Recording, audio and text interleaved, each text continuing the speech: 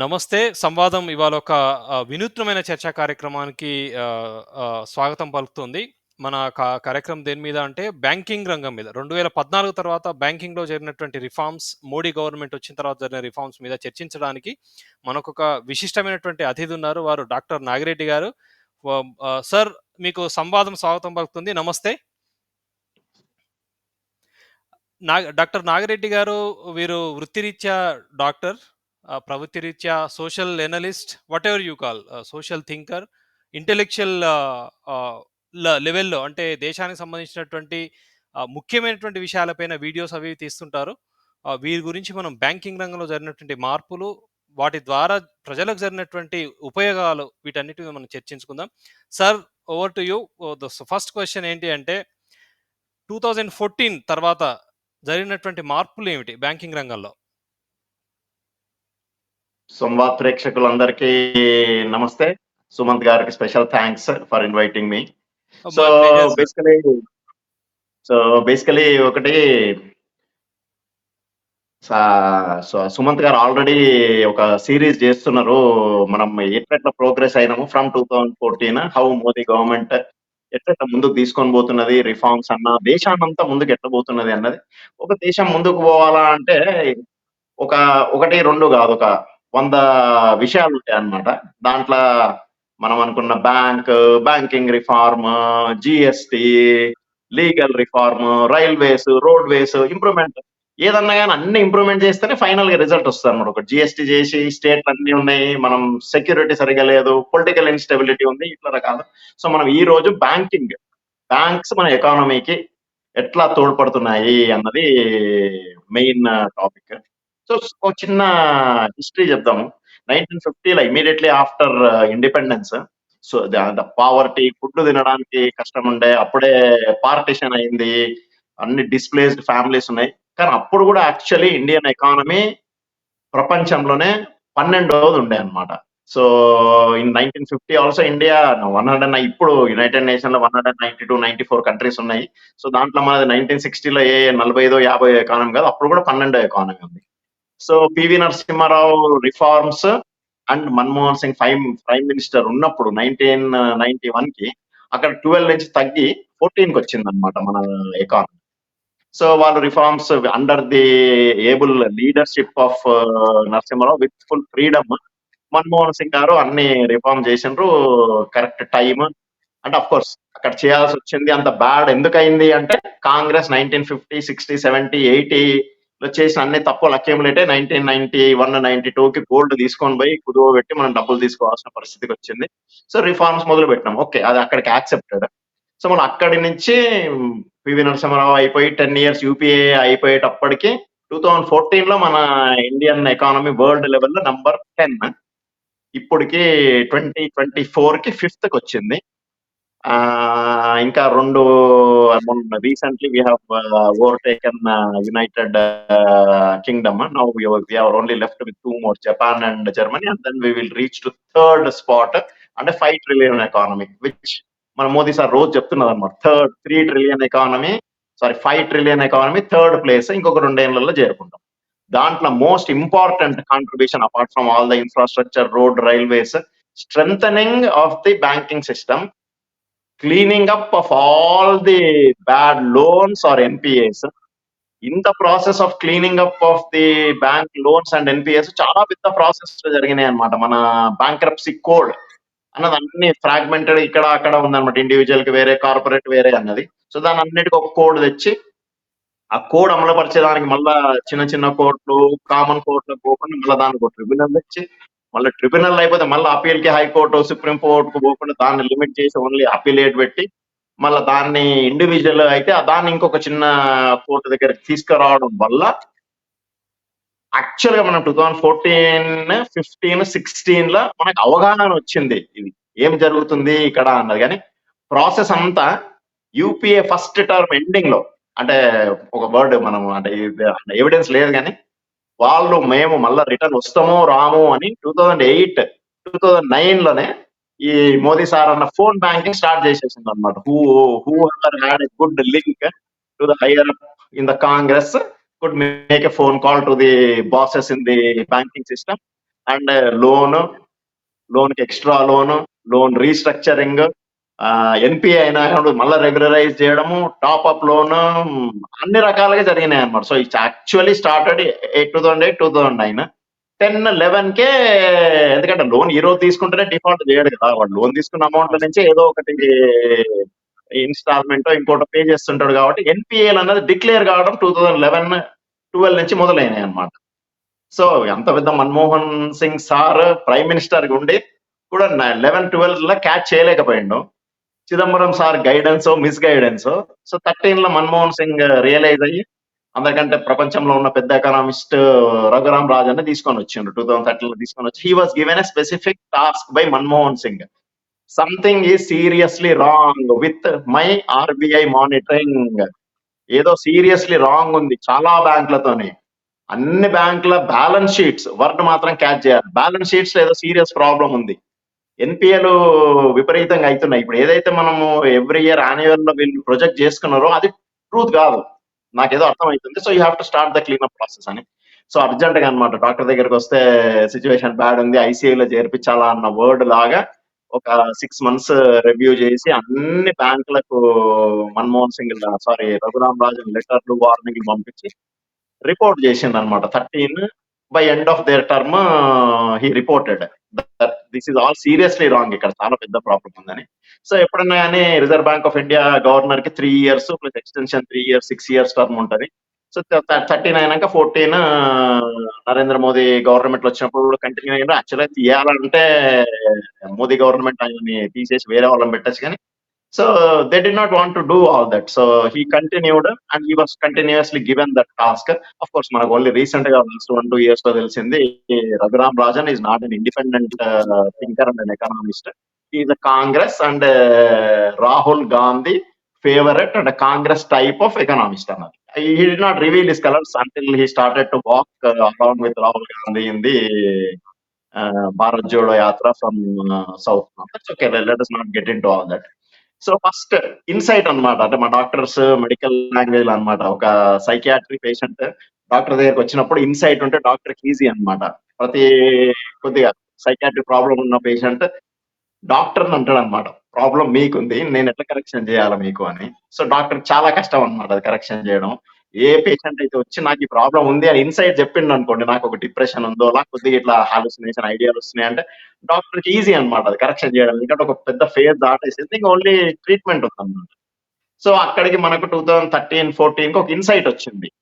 ఇక లాస్ట్ ఇంకొక చిన్న విషయం చెప్పాలా అంటే, యాక్చువల్ గా if Modi wanted to insult the 10-year UPA government, మన డిఫెన్స్ అసలు మనకు లాస్ట్ 20-30 years లో ఒక ఫ్లైటర్ ఎయిర్ క్రాఫ్ట్ కొనలేదు. బ్యాంకులు ఇంత బ్యాడ్ ఉన్నాయి, ఎకానమీ ఇంత బ్యాడ్ ఉంది, రైల్వేస్ లో ఒక 30-40 years నుంచి ఒక 10 rupees ప్రాపర్ ఇన్వెస్ట్మెంట్ చేయలేదు. సో యాక్చువల్ గా ఆయన ఇవన్నీ చెప్పి మొదలు పెట్టచ్చు, కానీ స్టోరీ ఏమైంది అంటే ఆ రోజు ఆయన 2014 వస్తేనే ఫస్ట్ వైట్ పేపర్ పెట్టింటే మన దేశం ఇంకా మెంటల్ గా ప్రాబ్లమ్ లో పోతుండే అనమాట. అది సంథింగ్ ఇంత బ్యాడ్ ఉందా, డిఫెన్స్ ఇంత బ్యాడ్ ఉంది అంటే పాకిస్తాన్ చైనా రెచ్చిపోతుండేమో తెలియదు. So now we are at a different stage, like we have got more Rafales, so we are producing Tejas, so that is the defense. Now in banking sector also, we in 10 years time from where we are, it is absolutely unimaginable. banks ఎంత strength ఉంది, ఎంత loan చేయగలుగుతాయి, top 50 లో మన PSU బ్యాంకులు ఎట్లున్నాయి అన్నది. So that is what the discussion today is about. Now I will go into the specifics after Sumanth says. Yeah, మీరు అన్నట్టు ఒకటి వైట్ పేపర్ కనుక ఇచ్చుంటే అది ఒక నెగిటివ్ సిగ్నల్ అయ్యి ఉండేది రేటింగ్ ఏజెన్సీస్కి కావచ్చు, లేకపోతే వరల్డ్ మార్కెట్కి, వరల్డ్ ఇన్వెస్టర్స్కి ఎవరికైనా నెగిటివ్ సిగ్నల్ అయి ఉండొచ్చు. కానీ వైట్ పేపర్ ఇచ్చుంటే కరెక్ట్ పొజిషన్ ప్రజలకు చెప్పిన వాళ్ళు అయిందేమో అనిపిస్తుంది అప్పుడప్పుడు నాకు. అదొక పాయింట్. రెండోది మీరు అన్నారు చూడండి, అంటే ఈ బ్యాడ్ బ్యాంకింగ్ అనేది క్రియేట్ చేసింది యూపీఏనే అంటారా? అంటే రిఫార్మ్స్ ఎందుకు కావాల్సి వచ్చింది 2014కి మోడీ వచ్చిన తర్వాత రిఫార్మ్స్ చేయాలని ఎందుకంటే బ్యాంకింగ్ లో ఎందుకు మార్పులు తేవాలని అనిపించింది? ఈ రెండు చెప్పండి, అంటే మీరు మిగతా ఫస్ట్ ఇది బ్యాంకింగ్ రిఫార్మ్స్ ఎందుకు దేవాల్సి వచ్చింది అన్న దాని గురించి వైట్ పేపర్ ప్రతి ఒక్క విషయం మోదీ చెప్పాలా అన్నది నేను ఒప్పుకోను.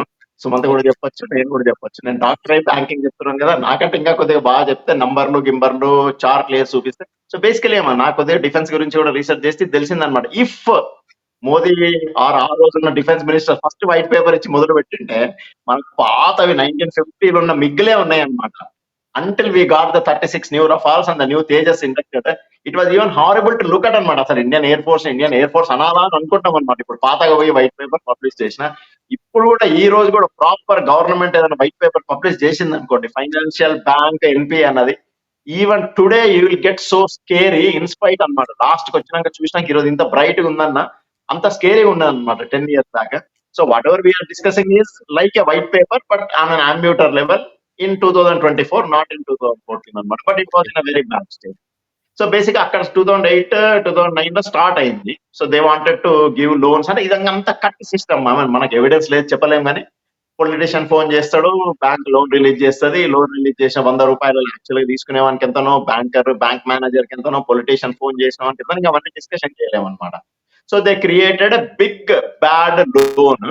దాంట్లో ఇంకోటి కూడా ఉంది, మనం ఏదైతే బిగ్ నేమ్స్ వింటుంటామో, ఇప్పుడు Vijay Mallya is very famous, jet Airways is very famous, Mehul Choksi. Actual గా చెప్పాలంటే 50 టాప్ డిఫాల్టర్స్ లో 50 నుంచి 47 లో ఉన్నాడు మన విజయమాల. ఇంకా చాలా పెద్ద మనుషులు ఉన్నారు అనమాట, ఆయన కంటే 47 మంది ఆ లిస్ట్ లో డిఫాల్ట్ చేసి ఎన్పిఏలలో ఉన్న వాళ్ళు. సో మనకు తెలిసినట్టు అనమాట. But the biggest things, the biggest 5 top that were resolved after the banking reforms came, after the NCLT came, the top one is SR Steel, SR Petroleum. So they were honest actually, the SR brothers, మేము bankruptcy పోతాము అని వాళ్ళు ఒప్పుకోవడం, immediate గా everyone was involved. And then Russian వాళ్ళ oil petrochemicals కొనుక్కోవడం, steel వేరే వాళ్ళు కొనుక్కోవడం. Jet Airways is another very very big example where there was no big loss to the banks. ఎస్ఆర్ అయితే no 100% no loss to the banks. So ఇప్పుడు మన yes. Words ఏదైతే అపోజిషన్ ప్రజలకు అబద్ధాలు చెప్పి మభ్యపెట్టి ఇంకా ఏదో తప్పు మోదీ గవర్నమెంట్ చేసిందన్న వర్డ్లు ప్రతిసారి ఒకటి ఎన్పిఏ అన్నది 2015 నుంచి తెలవడం మొదలు పెట్టింది, కానీ యాక్చువల్ గా జరిగిందంతా 8, 9, 10, 11, 12. సో తప్పు చేసింది క్లియర్ గా వాళ్ళు. నేను అంటున్నా లోన్ మనం ఈ రోజు తీసుకుంటే నెక్స్ట్ డే డిఫాల్ట్ చేయము. లోన్ ఈ రోజు తీసుకున్నాక ఎట్లా గట్లా మేనేజ్ చేసి ఒక 1 year or 2 years అయినాక డిఫాల్ట్ చేస్తాం. So it all started in 2008-9. It is very very clear that Chidambaram was the kingpin and the boss who knew what all was happening. Manmohan Singh came to know in about 2012-13 that there was something wrong, and immediately he took some steps where he brought Raghuram Rajan in to control all that. So clearly all this were done in between 2008 to 2012. 14-15 కి establish అయింది. Quick numbers బయటకు వచ్చినాయి అనమాట. మామూలుగా ఇప్పుడు situation ఎట్లా అంటే, ఒక బ్యాంక్ లో ఒక 100 రూపీస్ డిపాజిట్స్ వచ్చినాయి. సో వాళ్ళది ఒక 20 మ్యాండేటరీ పక్కన పెట్టి, ఆ మిగిలిన 80 లో ఒక 60 రూపీస్ 70 రూపీస్ లోన్లు ఇచ్చింది అనుకోండి. ఎన్పిఏలు అన్నవి ఒక 2 to 3 రూపీస్ ఎప్పుడు ఉండొచ్చు అనమాట. అది ఇక్కడ కాదు, world all type of banks, big small whatever it is, because you are lending.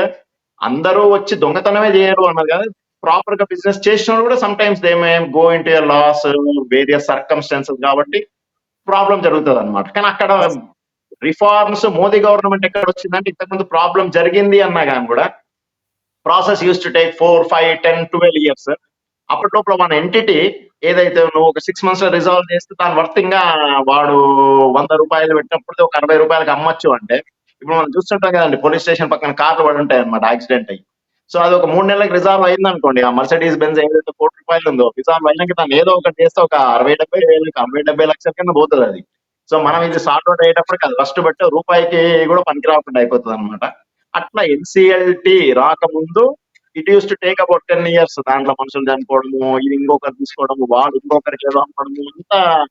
So ఎన్సిఎల్టిని code తీసుకొని వచ్చి, అన్ని పార్ట్స్ లో ఉండేదాన్ని ఒక దగ్గర తీసుకొని వచ్చి ఒక కోడ్ తయారు చేసి, దాంట్లో క్లియర్ గా ఇది ఓన్లీ కోర్ట్, మనం లెండర్ ముందుకు పోవచ్చు, లేకుంటే డిఫాల్టర్ యాజ్ అ కంపెనీ ముందుకు పోవచ్చు, నేను డిక్లేర్ చేస్తున్నాను I'm not able to do things అని.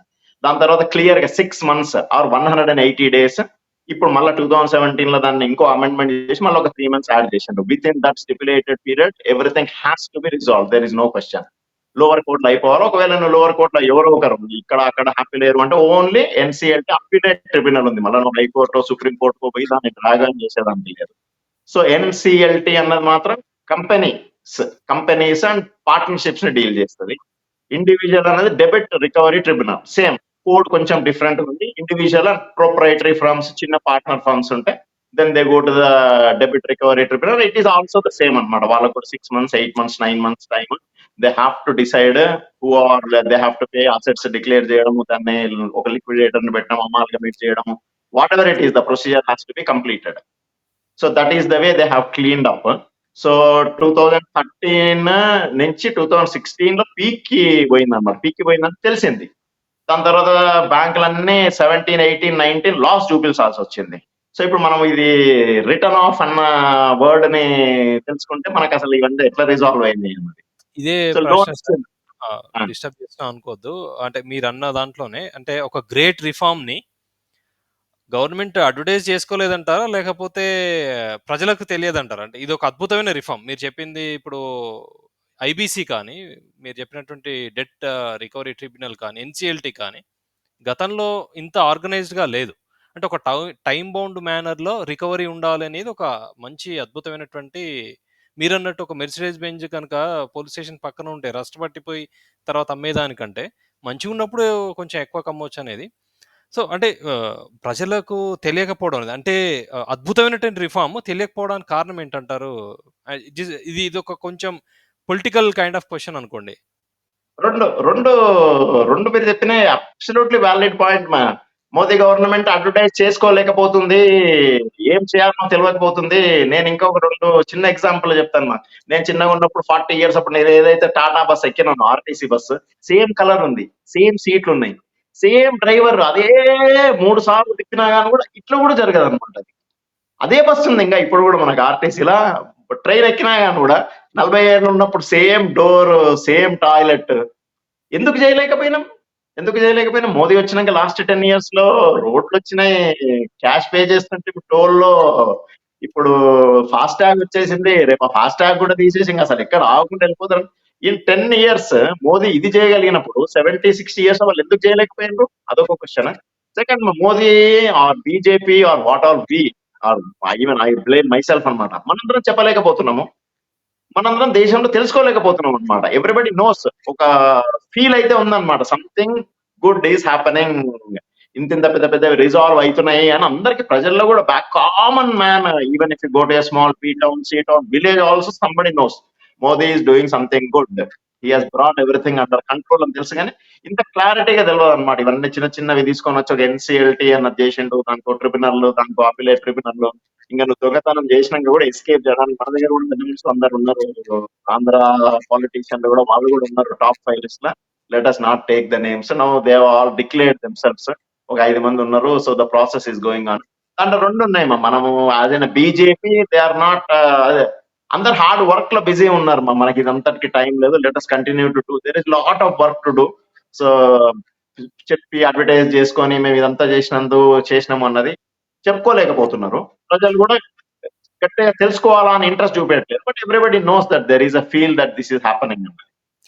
అయితే ఇందాక అన్న పాయింట్ లో రైట్ ఆఫ్ అన్నారు కదా, దీని గురించి కూడా చెప్పండి. అంటే ఈ రిఫార్మ్స్ లో భాగంగా ఎందుకు అంటే ఒక మిస్కన్సెప్షన్ ఉంది. ఏంటి అంటే రైట్ ఆఫ్, వేవ్ ఆఫ్ మొత్తం కార్పొరేట్స్ అన్నిటికీ మొత్తం డబ్బులు మొత్తం ఇచ్చేసాడు అనేటువంటి ఒక రాంగ్ నోషన్, ఒక రాంగ్ సెంటెన్స్ అనేది ప్రతిపక్షాలు తెలుసో తెలియకో కొందరు బిజినెస్ జర్నలిస్ట్ చిదంబరం ఎవ్రీడే అంటాడు he is a big finance minister. So ఇంకొక అయితే దీనికి ఒకటి సార్, మరి మాస్ ఎంప్లాయ్మెంట్ క్రియేట్ చేయాలంటే కంపెనీసే చేయాలి, గవర్నమెంట్ చేయలేదు. అట్లా కంపెనీస్ అంత పెద్ద ఎత్తున మాస్ అంత స్కేల్లో ఎంప్లాయ్మెంట్ క్రియేట్ చేసినప్పుడు ఆబ్వియస్గా కొన్ని కంపెనీస్ సక్సెస్ అవుతాయి, కొన్ని కంపెనీస్ ఫెయిల్ అవుతాయి. ఫెయిల్ అయిన కంపెనీస్ ఖచ్చితంగా వాళ్ళకి లాస్ ఉంటుంది, వేవ్ ఆఫ్ రిటర్న్ ఆఫ్ ఇవన్నీ ఉంటాయి వాటికి కూడా కదా. సో అంటే దీన్ని మీరు ఎలా చూసారు? దీని గురించి చెప్పండి. మీరు అన్న రిటర్న్ ఆఫ్, మీరు ఇందాక అన్న దాని గురించి చెప్తూ ఇది చెప్పండి. రైట్. సో మనలో మనము నాన్ పర్ఫార్మింగ్ అసెట్ తీసుకుందాము. దాంట్లో వర్డ్ లోనే కాంట్రడిక్షన్ ఉందన్నమాట. నాన్ ఉన్నది వదిలేస్తే పర్ఫార్మింగ్ అసెట్ అంటారు. నాన్ పర్ఫార్మింగ్ అంటే పర్ఫార్మ్ చేయడం. అసెట్ ఎట్లయితుంది అది? నువ్వు నాన్ పర్ఫార్మ్ చేయనప్పుడు నువ్వు ఎగ్జామ్ పాస్ అయ్యి ఫెయిల్ అయినావు అంటే దానికి మీనింగ్ ఎట్లుంది? సో బేసిక్ ఏంటంటే లోన్ ఇచ్చినాము, ఆ లోన్ అన్నది బ్యాంక్ కి లింక్ అయి ఉంది. ఎప్పుడు నువ్వు రైట్ ఆఫ్ ఇంకోటి చేసామన్నా బ్యాంక్ దాన్ని వదలదు. కానీ రైట్ ఆఫ్ అంటే బ్యాంక్ బ్యాలెన్స్ షీట్ లో నుంచి దాన్ని కొద్దిసేపు పక్కకి తీసేస్తారనమాట. But still the process continues to go on. Whatever recovery they are doing. చిన్న ఎగ్జాంపుల్ చెప్తాం. ఒకవేళ నాకు 5 లక్షలు మంత్లీ శాలరీ వస్తుంది. సో నా ఫ్రెండ్ ఒకటి షాప్ పెట్టుకుంటాను, 50,000 అడిగిండు. ఇద్దరు ఫ్రెండ్స్ అడిగిండు 50,000 ఇద్దరికి ఇచ్చినాను. ఒక ఫ్రెండ్ 2 ఏళ్ళు అయింది, షాప్ మంచిగా నడుస్తుంది, నాకు ఇంట్రెస్ట్ సంథింగ్ ఇస్తున్నాడు, అది కూడా ఇస్తున్నాడు, ఆల్మోస్ట్ 50 రికవర్ అవుతుంది. ఇంకొక ఆయనకి సమ్ ప్రాబ్లం వచ్చింది, మా నీళ్ళు పడి మునిగిపోయిందో, వాళ్ళ షాప్ దగ్గర రైట్స్ వచ్చినాయో, ఈయనకి హెల్త్ బాగాలేదో ప్రాబ్లం అయింది అనమాట. సో అది నేను నా మైండ్ లో నాకు ఆయన దగ్గర నుంచి ఇంకా 50 వస్తుంది అన్నంత వరకు నాకు బుక్ లోకి వస్తుంది అనమాట. దాన్ని రిటర్న్ ఆఫ్ మనం అది వస్తుందా, షాప్ మునిగిపోయింది, ఆయన హెల్త్ పాడైపోయింది, ఇంకా స్ట్రోక్ వచ్చి పడిపోయింది అన్నా కానీ కూడా నేను ఏ రోజు వరకు నా మైండ్ లో పెట్టుకున్నానో అది నా బ్యాలెన్స్ షీట్ లో ఉంటది. నాకు ఇంకా 50,000 రావాల్సింది అని నేను ఏ రోజు అయితే డిసైడ్ అయినానో, సరే భయ్ ఇది బ్యాడ్ లోన్ ఇంకా రాదు కానీ పక్కన పెడదాం, రేపేమన్నా స్ట్రోక్ నుంచి రికవర్ అయ్యి వాడు షాప్ పెడితే వాడు నుంచోడే రికవర్ చేస్తాడేమో అన్న. So it is never going to go off. Return off అన్నది ఓన్లీ ఏంటి అంటే it will go off the balance sheet. Plus RBI guidelines లో ఏముంది అంటే from whatever profit or whatever loans they are giving there will be a account where they have to provision for this అనమాట. So whenever there is a bad loan from the provision account, అందుకని అంటున్నాం ఒక 2% ఉన్నది అనుకోండి, provision account లో అసలు మనకి ఇవంతా డిస్కషన్ కే రాదనమాట. Loan banks are so big now after amalgamation of the 27 public బ్యాంకులు అన్నిటి కలిపి ఒక 12 బ్యాంకులను చేసిండు. చేసినాక State Bank of Mysore, State Bank of Travancore, State Bank of Punjab and State Bank of India is now market capital of about 6 lakh crores. 6 lakh crores లో ఒక 1 crore 2 crore default అయితే 0.0001% సంథింగ్ అవుతుంది. ఒక 100 కోట్లు ఒక డిఫాల్ట్ చేసినా కానీ కూడా ఎన్పిఏ లేకపోతే అది 0.01% something of whatever the loan they have given. అది మనకి ఐడియాకి రాదనమాట. కానీ బ్యాంక్స్ యాక్చువల్ గా total 27 public sector banks market capital, ఇప్పుడు నేను ఒకదాని గురించి చెప్పినాను, 2014 లో market capitalisation 6 lakhs 7 lakhs crores ఉండే టోటల్. సో ఇదంతా ఎన్పిఏలు ఇదంతా అయినాక మళ్ళీ గవర్నమెంట్ మళ్ళీ ఒక 4-5 lakhs రీక్యాపిటలైజ్ చేసి అవన్నిట్లను తీసి బ్యాడ్ లోన్స్ గా పెట్టి మళ్ళీ దాంట్లో చాలా రికవర్ చేసి ఇప్పుడు అందుకనే they are very very stable అనమాట. Out of the 12 public sector banks, మన పబ్లిక్ సెక్టర్ అంటే మనవి అన్నట్లు అనమాట, government banks, out of the 3 are in the top 10, SBI is in the top. ఇంకా హ్యాపీ న్యూస్ ఏంది అంటే ICICI, HDFC which are private banks are doing even excellent. They are also in the top 100 banks in the world. Of course ఈ problem ఒకటి public sector కే కాదు, మనం ఐసిఐసిఐఓ HDFC private banks కదా. So వాళ్ళ దగ్గర phone banking వచ్చింది అంటే నేను అదే ఇంతకుముందు చెప్పినట్లు అనమాట. లోన్ ఇచ్చినాక ఇప్పుడు చిన్న మనమే ఎగ్జాంపుల్ తీసుకుందాం, ఓలా, ఊబర్, నమ్మ సంథింగ్ అని ఒకటి కొత్త యాప్ వచ్చింది బెంగళూరులో. అవును. 100 రూపాయలు టాక్సీ అయితే 30 రూపీస్ ఓలా ఒకటి తీసుకుంటున్న దగ్గర నమ్మ అనే ఆయన 25 రూపీస్ 25 పైసే తీసుకుంటున్నాడు అనమాట, only out of the 100. Or నీకు 1000 రూపీస్ అయితే 25 రూపాయలు కట్టాలంటే. సో 30% ఎక్కడ, నీకు 0.25% ఎక్కడ. Now maybe Ola, Uber can also go bankrupt, we don't know అట్లా అన్నది. సో బ్యాంక్రప్సీ అన్నది డిపెండ్స్ ఆన్ మెనీ థింగ్స్ అనమాట. ఓలా, ఊబర్ మనం 10 ఏళ్ల నుంచి నడుస్తుంది, ఇప్పుడు బెంగళూరులో కంప్లీట్ గా అందరూ షిఫ్ట్ అయిపోయినారు అన్నది. సో బ్యాంక్రప్సీ అన్నది ఎప్పుడు మనం ఐసిఐసిఐ, హెచ్డిఎఫ్సి ప్రైవేట్ లో రాదు, లేదంటే చాలా ఎస్టాబ్లిష్ అయిన ఓలా అట్లాంటి కంపెనీలు బ్యాంక్రప్ట్ కావు అన్నది లేదనమాట. ఓకే. సో ఈ ఎన్పిఎస్ మీరు అన్నట్టు ఎన్సిఎల్టీ గురించి కూడా మనం మాట్లాడుకున్నాం, ఐబిసి తర్వాత ఎన్పిఎస్ రికవరీ. ఇంకోటి ఈ ప్రాఫిట్ అనేది మీరు అన్నట్టు పెద్దగా అంటే 27 బ్యాంకులని తగ్గించి కొన్ని బ్యాంకులుగా క్రియేట్ చేసి ప్రాఫిట్ అంటే loss making public sector unit ని ప్రాఫిట్ మేకింగ్ కి తేవడంలో గవర్నమెంట్ చాలా రిఫార్మ్ చేసింది అన్న విషయం మీరు చెప్పిన దాంట్లో నాకు అర్థమైంది. మీరు ఇంకేమైనా యాడ్ చేద్దాం అనుకుంటున్నారు ఇందులో ఈ బ్యాంకింగ్ వ్యవస్థ? మనకి ఇప్పుడు అయిపోయి అవన్నీ సక్సెస్ అయినాయి కాబట్టి చాలా హ్యాపీ మా, లేకుంటే మళ్ళీ అదే అనమాట. ఇప్పుడు బ్యాంకింగ్ రిఫార్మ్ అన్ని చేసి మొత్తం ఎన్పిఎల్ క్లీన్ చేసిండు కాబట్టి as an opposition and Rahul Gandhi కొంచెం తక్కువ చేసిండు అనమాట ఈ మాట అనడం. అదానికి దానం చేసి రైట్ ఆఫ్ చేసిండు, అంబానీకి దానం చేసి రైట్ ఆఫ్ చేసిండు అన్నది తక్కువ అయింది అనమాట, బికాస్ ఇట్ వాజ్ సక్సెస్. ఒకవేళ సేమ్ జిఎస్టీ తీసుకుందాం అనమాట. జిఎస్టీ మోదీ గారు చీఫ్ మినిస్టర్ ఉన్నప్పటి నుంచి కావాలా అంటున్నారు, కానీ వీళ్ళకి చేయడానికి రాలేదు. అందరితో మాట్లాడి చేసినాక నేనే ఒప్పుకుంటున్నాను as a businessman, first 3 years it was hell అనమాట. అసలు అవును. ఇంత మోడీ సపోర్ట్ అయినా నేను కూడా అనుకున్నాను మరి ఎందుకబ్బా ఈ రిఫార్మ్, ఈ పేపర్ వర్క్ ఏంది, ఈ కన్ఫ్యూజన్ ఏంది అని. Now last month 75-year Indian హిస్టరీలో 2 lakh crore in 1 month as a GST అన్నది ఇట్స్ రికార్డ్ అనమాట. వరల్డ్ లోనే డిస్కషన్ జరుగుతుంది అనమాట, వేర్ ఇండియా ఈస్ గోయింగ్ అన్నది. యాక్చువల్ ఎవరికైతే నాలెడ్జ్ ఉందో వాళ్ళు they are really surprised and getting shaken అనమాట. ఎక్కడ పోతుంది ఇండియా ఇట్లే మార్చ్ చేస్తుంటే ఇంకా మనం ఎక్కడ పోతామో అన్నది. అప్పటికి కూడా ఇంకా 80-70% ఆఫ్ కరెన్సీ సర్క్యులేషన్ ఉంది. అప్పటికే మనకు జిఎస్టీ ఇంత వసూలు అవుతుంది. ఒకవేళ మనం దీనిలన్నింటిలో కూడా మనం అన్ని లీగల్ ట్రాన్సాక్షన్ కి చేసి దానిలన్నిటి మీద కూడా జిఎస్టీ కడితే ఇంకా మనకు కలెక్షన్లు ఎంత అయితే దాని గురించి ప్రపంచం ఎంత ఆలోచిస్తుంది అని. సో బేసిక్ ఏం జరుగుతుంది అంటే 27 బ్యాంక్స్ ఉండే ఒక చిన్న మన సెంటిమెంట్ కూడా ఉంది. ఆంధ్ర బ్యాంక్, ఆంధ్ర అన్న మన పేరు మీద ఉన్నది లేదు ఇప్పుడు. So Andhra Bank Corporation Bank, they were very big, they had no ethics, they were not doing well. So out of them Union Bank కొంచెం పెద్దది ఉండే అనమాట. సో ఈ రెండింటిని కలిపి అది చేసిండ్రు. Now that is the third best bank in India. Out 3 వేరే వేరే ఉన్నప్పుడు ఎక్కడ లేవు అనమాట అవి. State bank is the top. ఇంకా సిండికేట్ బ్యాంక్ అన్నదాన్ని it was not doing well. So దాన్ని తీసుకొని వచ్చి కెనరా బ్యాంక్ లో కలిపి ఇంకా సిండికేట్ బ్యాంక్ అన్న పేరు లేదు. Canara bank is also doing extremely well. అన్ని 2014 కి కంపేర్ చేస్తే 4 to 10 times అయినాయి అనమాట each share value, because of all the profits. కానీ బ్యాంక్ బ్రాంచ్లు తగ్గించేసిండ్రు, సిటీలలో బ్రాంచ్లు తగ్గించి రూరల్కి వెళ్ళిండ్రు. దీంట్లో ఇంకొకటి యాడ్ చేయాలి, బిగ్ బ్యాంక్ మళ్ళా సేమ్ చిదంబరం స్టైల్. మన పార్లమెంట్ లో చూసింటారు క్లిప్, అందరు అన్నప్పుడు సార్ మోదీ సార్ డిజిటలైజ్ చేస్తా అంటే ఆయన హెక్లింగ్ అన్నమాట. అంటే పొటాటోస్ 1 కిలో కొనాలా అంటే పొటాటో మర్చెంట్ దగ్గర నువ్వు క్రెడిట్ మిషన్ ఇస్తావా, దానికి వైఫై కనెక్ట్ అయి ఉంటుందా అన్నది. సేమ్ అట్లనే జన్ ధన్ అకౌంట్ పెట్టినప్పుడు కూడా అన్నాడు అనమాట, ఆ నా ఊరోడు ప్రశ్న ఇదే కట్టే యాక్చువల్‌గా. రూపాయికి, హ్మ్. చెప్పండి. ఆ చెప్పండి. ఊరోడు నా కట్టే రూపాయికి బ్యాంక్ కూడా 100 రూపాయలు మెయింటెనెన్స్ అవుతుంది అని. సారీ అంతకంటే ఎక్కువ మాట్లాడద్దు, పూర్ పీపుల్ అంతా హెకిల్ చేసిండు. 34 crore అకౌంట్స్, వాళ్ళందరూ 100,000 బ్యాలెన్స్ వదిలేసినటివి 1,20,000 crores ఉందన్నమాట ఇప్పుడు. That is the power of Jan Dhan account.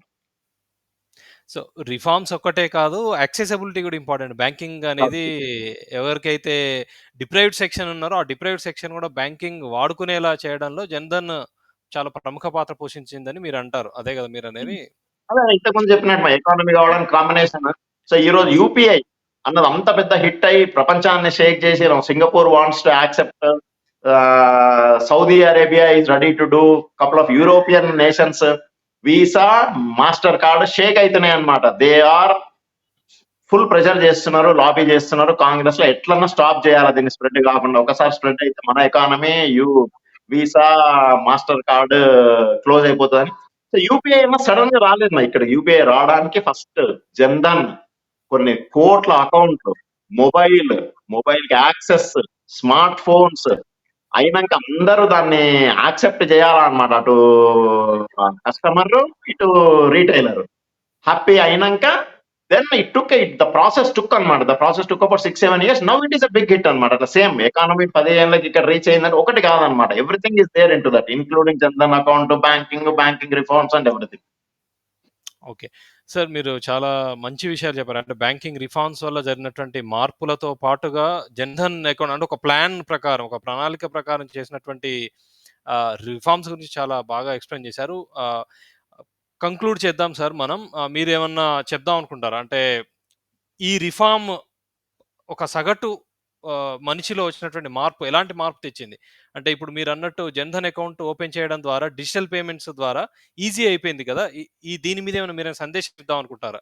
అంటే నేను ఏ కోణంలో అడుగుతున్నా అంటే, చిదంబరం హెకిల్ చేసిందే నాకు కూడా గుర్తొస్తుంది. అంటే అతను పార్లమెంట్‌లో అంత అదిగా మాట్లాడాడు కదా! ఆ కోణంలో నేను అడుగుతున్నాను.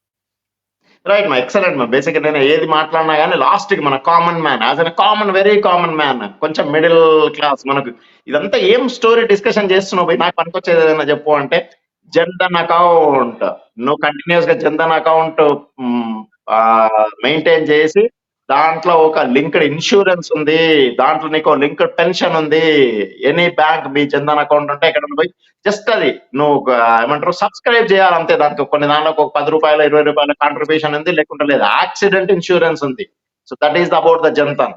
ఇప్పుడు యూపీఐ పేమెంట్లు అయినాక బ్యాంకులు, small banks retailer bajji shop, కిరాణా షాప్ పోయి లోన్ అడగాల్సిన పని లేదు. నువ్వు ఏ బ్యాంక్ అయితే ఉంటుందో వాడు 6 months హిస్టరీ చూసి వాడే వచ్చి నీ రొటేషన్ ఒక 50,000 జరుగుతుంటే ఇనీషియల్ గా నీకు 20,000 నేనే ఇస్తున్నాను లోను, నీకు అవసరం ఉందా, లోన్ కావాలన్నా, ఓడి కావాలన్నా, 1 off లోన్ కావాలన్నా, నువ్వు ఎట్లా చేస్తావు అని అడుగుతున్నాను. ఇంతకుముందు 5 rupees, 2 rupees, 5 rupees, 10 rupees road మీద పనిచేసే బజ్జీలు, చేపలు, రీటైల్ షాప్ వాళ్ళు 10 రూపీస్ ఇంట్రెస్ట్ ఇప్పుడు మనకు 14% పర్ యానం అయినా కూడా 1 రూపీ 10 పైసా అవుతుంది అనమాట. So loans are so easily available because UPI transactions are being reflected. Jan Dhan అకౌంట్ల వల్ల అందరికి వచ్చిందనమాట. ఇప్పుడు ఊర్లో రైతు బజార్కి పోయినా కానీ నువ్వేం హెక్కలు చేయాల్సిన పని లేదన్నమాట. నీ దగ్గర అది ఉందా ఇది ఉందా, నువ్వు ఏదన్నా ఈ పోయి తీసుకుంటాను, నీ దగ్గర డబ్బులు ఉన్నాయా లేదా చెప్పు, నేను అమ్ముడు ప్రోడక్ట్ కి అన్న దగ్గర జన్ధన్ అకౌంట్లు లింక్ అయినాయి, యూపీఐ లింక్ అయింది. ఇప్పుడు బేసిక్ గా ఈ 12 బ్యాంక్స్ చేసినందువల్ల టాప్ 3 బ్యాంక్స్ మన దగ్గర ఎంతైతే ఇప్పుడు బిగ్ ప్రాజెక్ట్స్ లో ఇన్వెస్ట్మెంట్ జరుగుతుందో ఈ బిగ్ బ్యాంక్స్ లేకుండా అవి ఇన్వెస్ట్మెంట్ చేయలేమన్నమాట. అయితే చాలా ఎస్బీఐ పెద్దది ఉన్నప్పుడు కూడా 200, 300 దాని తర్వాత కన్సార్టియం కి పోవాలన్నమాట వేరే banks. Now SBI is able to fund airports worth 2,000 crore, 10,000 crore, big mega projects worth about 5,000 crore, 10,000 crore అన్నది. అది లేకుండా మన ఎకానమీ రాదన్నమాట. మళ్ళీ అదేమో what we are today is a part of everything అనమాట. జన్ధన్ ఉంది, యూపీఐ ఉంది, అమాల్గమేషన్ ఉంది, ఎన్సిఎల్టీ ఉంది. అన్నిటికీ వెనకాల మోదీ మనకు కనిపించకుండా బ్రేవ్ డెసిషన్ ఉన్నదన్నమాట. నేను నిర్మలా సీతారామన్, ఇంకొకరు ఆర్బీఐ గవర్నర్, ఏదన్నా కానీ responsibility is mine, demonetisation is mine. Idea ఎవరు వచ్చింది, ఎవరు ఇచ్చిండ్రు అన్నది ఎప్పుడు చెప్పలేదన్నమాట. తప్పైందా నాదే, కరెక్ట్ అనుకుంటున్నారా నాదే, రెస్పాన్సిబిలిటీ ఇస్ వన్. తప్పు అనుకుంటున్నారా ఓటు నాకేసి నన్ను పనిష్ చేయండి, కరెక్ట్ అనుకుంటున్నారా కూడా ఓటు నాకేయండి. వేరే వాళ్ళు ఎవరో చెప్పిండ్రు వాని మీద నూకేద్దాం వీని మీద నూకేద్దాం అని కాదనమాట. జయంతి నటరాజన్ యూపీ చిన్న ఎగ్జాంపుల్ అనమాట. జయంతి నటరాజన్ యూపీఐలో ఇప్పుడు ఎన్విరాన్మెంట్ మినిస్టర్.